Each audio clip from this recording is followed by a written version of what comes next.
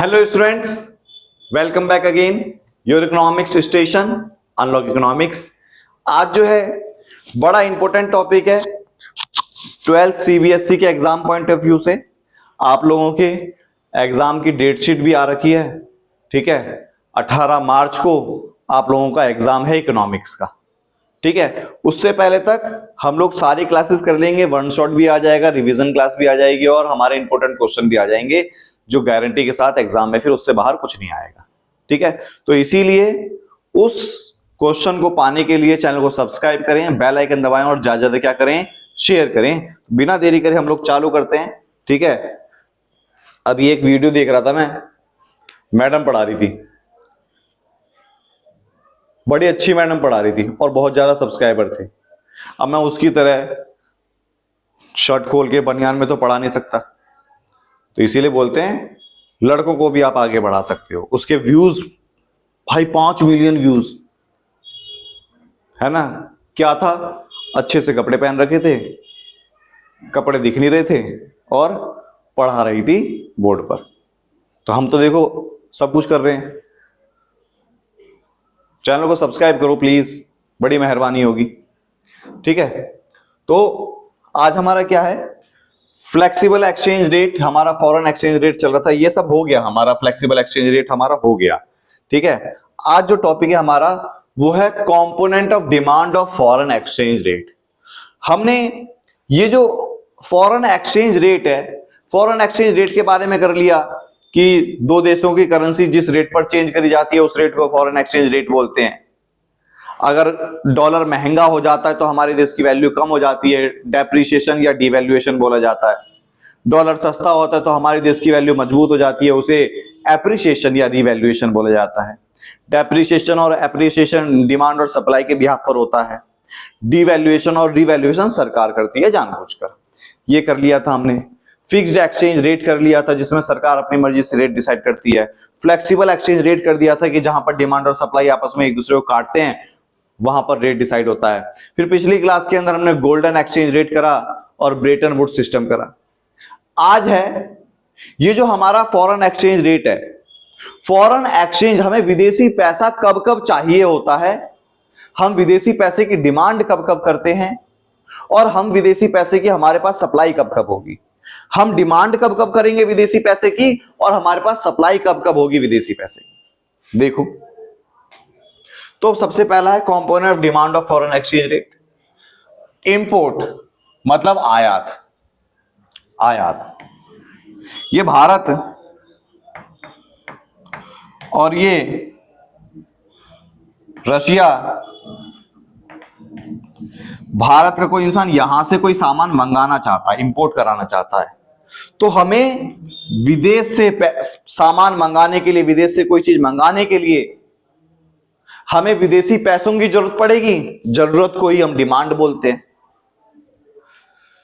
Unilateral transfer, वहां पर कोई घटना घट गई या किसी भी देश में कोई घटना घट गई, हम यहां से ट्रांसफर कर रहे हैं, डोनेशन दे रहे हैं।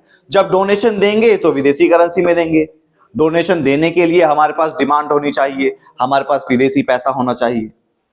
पेमेंट ऑफ लोन, हमने विदेश से उधार लिया था डॉलर में, आज हम उसको वापस पेमेंट करेंगे तो डॉलर में ही तो पेमेंट करेंगे, और डॉलर में जब पेमेंट करेंगे तो हमारे पास डॉलर होने चाहिए, फिर डिमांड हो गई।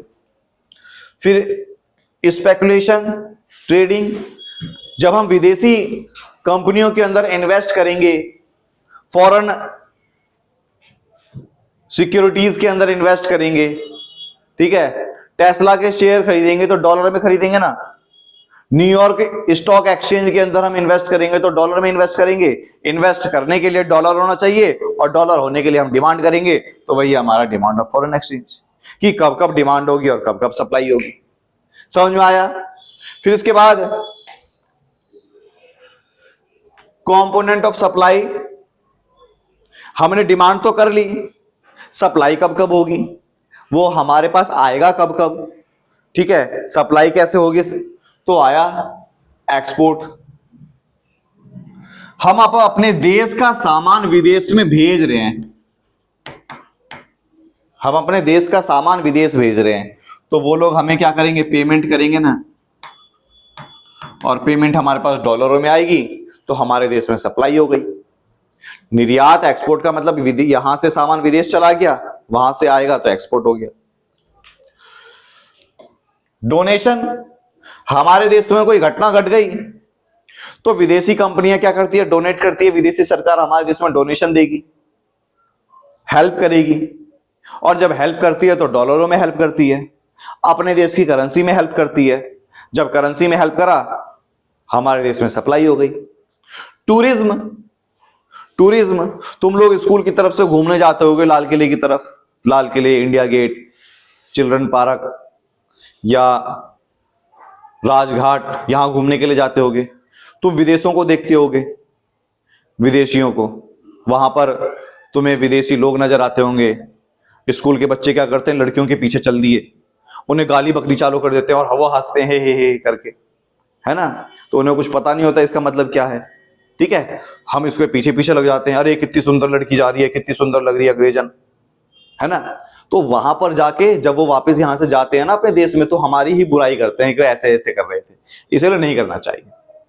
अब वो लोग यहां आ रहे हैं घूमने के लिए आ रहे हैं, जब घूमने के लिए आएंगे तो अपने देश का पैसा लेकर आएंगे ना। जब अपने देश का पैसा लेकर आएंगे तो हमारे देश में सप्लाई हो गई, ठीक है। फिर foreign exchange from higher interest rate. अब हमने क्या करा, उधार ले लिया, हम विदेशी कंपनी से उधार लेंगे, सरकार से हम उधार लेंगे। जब हमारे देश की सरकार वर्ल्ड बैंक से, स्विस बैंक से उधार लेकर आती है, आईएमएफ से उधार लेकर आएगी, क्या होगा, क्या होगा, तो होगा ये कि हमारे देश में डॉलरों की संख्या, फॉरेन करेंसियों की संख्या बढ़ जाएगी। हो गई ना सप्लाई। समझ में आया, पक्का समझ में आया। फिर एक टॉपिक है फॉरेन एक्सचेंज मार्केट।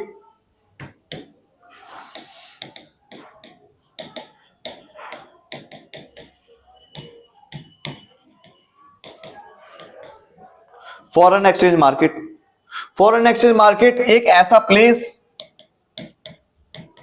जहां पर फॉरेन करेंसी को सेल एंड परचेज करा जाता है, उस जगह को हम फॉरेन एक्सचेंज मार्केट बोलते हैं। एक ऐसी जगह, ऐसा स्थान जहां पर विदेशी करेंसी को खरीदा और बेचा जाए, उस जगह को हम फॉरेन एक्सचेंज मार्केट बोलते हैं। उस जगह को हम क्या बोलते हैं, फॉरेन एक्सचेंज मार्केट बोलते हैं। इसका काम क्या होता है, पावर का ट्रांसफर,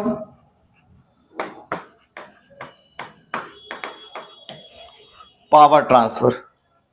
पावर ट्रांसफर का मतलब, पावर ट्रांसफर का मतलब यह है कि जिसके पास डॉलर है तो डॉलर की पावर उसके पास है, उसने डॉलर बेच दिया तो पावर हो गया ना ट्रांसफर किसी और के पास।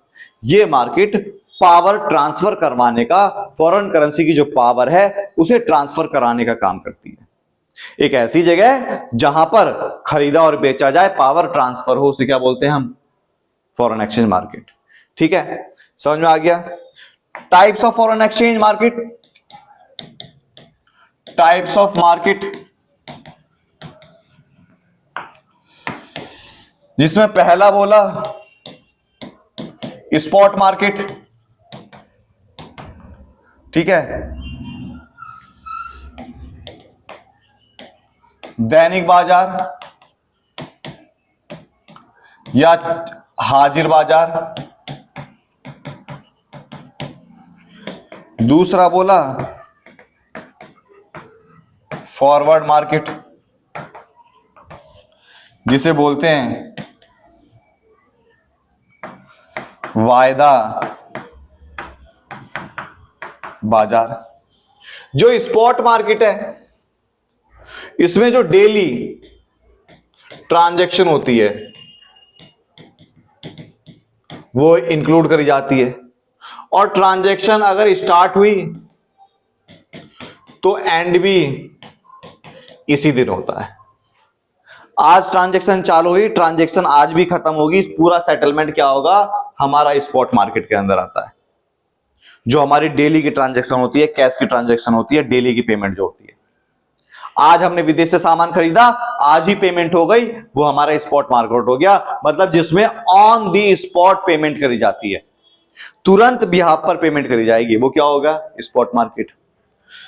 वायदा बाजार फॉरवर्ड मार्केट में क्या हुआ? ट्रांजैक्शन स्टार्ट तो हुआ प्रेजेंट में, लेकिन जो कंप्लीट होगा वो होगा फ्यूचर में। ट्रांजैक्शन स्टार्ट तो हुआ प्रेजेंट में, लेकिन ट्रांजैक्शन कंप्लीट कब होगा? फ्यूचर में। मतलब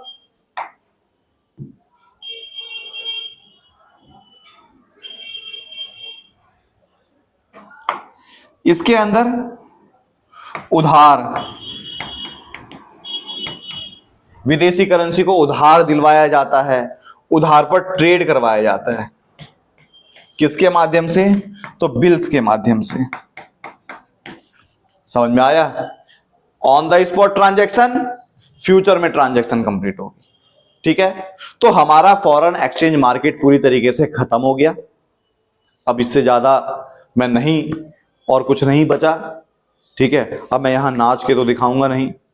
चैनल को सब्सक्राइब जरूर करना, बेल आइकन जरूर दबाना।